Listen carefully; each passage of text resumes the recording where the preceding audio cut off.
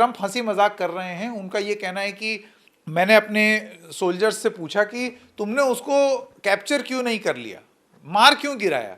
तो उनका ये दावा है कि सोल्जर का ये कहना है कि ज़्यादा मज़ा आता है जब आप किसी शिप को, फ्रिगेट को बम से उड़ा के और समुंदर के नीचे भेज दो। पकड़ने का कोई फ़ायदा नहीं है, उसमें फ़न नहीं है। यानी कि इतने सारे लोगों का जो उसमें थे उनको मार डाला, डुबो दिया और उसके बाद बोला इट्स मोर फन। फन है ये डोनाल्ड ट्रंप के लिए, फन।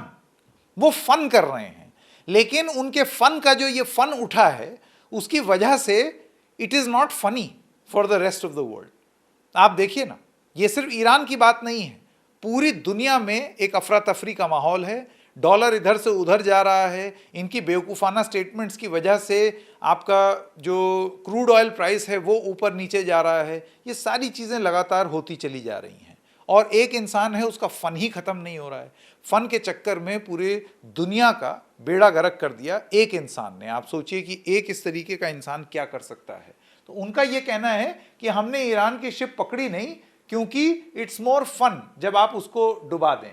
और फिर आप जानते हो तमाम अपने बयान में बार बार जब भी ऐसे मुंह टेढ़ा टेढ़ा करके वो लगातार यही बताना चाहते हैं कि हमने उनकी शिप डुबा दी, उनकी ये चीज़ पानी के अंदर, उनकी लाइन डाउन, ये डाउन, तबाह हो गए हैं, बर्बाद हो गए हैं। बार बार बहुत मज़े के साथ वो ये चीज़ बोलते हैं कि हमने किस तरीके से नस्त नाबूद कर दिया। ये जंग, जैसे कि हमने शुरुआत में बोला, शुरू तो डोनाल्ड ट्रंप ने और बेंजामिन नेतन्याहू ने की, लेकिन इसका अंत क्या है। ईरान में अब एक नया हेड आ गया है, उनके सुप्रीम लीडर चुन लिए गए हैं, मुज्तबा खमीनी। तीसरे आयतोल्ला हैं खोमेनी जो ऊपर सुप्रीम लीडर बन गए हैं और इनको हार्डलाइनर बताया जाता है।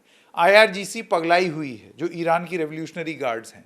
ऐसे सिचुएशन में जहां पर आपने लाइंस रोक दी हैं ईरान ने, कोई सोल्यूशन नहीं है, ईरान पर बमबारी लगातार हो रही है और ईरान जवाबी कार्रवाई भी कर रहा है, दुनिया संघर्ष कर रही है सिर्फ एक आदमी की ईगो की वजह से।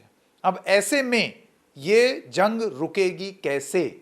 और ख़ास तौर से अब जब ये स्पष्ट हो गया है कि इनके आदेश पर या इनके कहने पर, या फ़र्ज़ कीजिए इन्होंने नहीं भी कहा होगा और वो बम गिर गया है, उसके बाद सीनाजोरी पर दुनिया किस तरीके का संज्ञान ले, या फिर दुनिया को अमेरिका का ये दोगलापन अच्छे से पता है, उससे वो क्या भली भांति परिचित हैं।